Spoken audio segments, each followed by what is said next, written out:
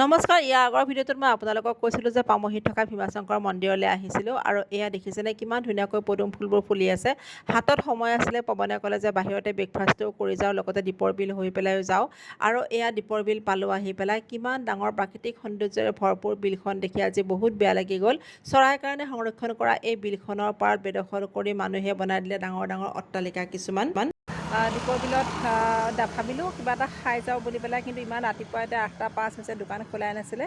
খুৰা এজনে ইয়াত ডাব বিক্ৰী কৰি আছিলে। ৰাতিপুৱা যিহেতুকে দোকানবোৰো খোলা নাছিলে আৰু যথেষ্ট গৰম পৰিছিলে, সেইকাৰণে আমি এটা ডাব এতিয়া ডাব খাম। এয়া ডাব কাটি আছে।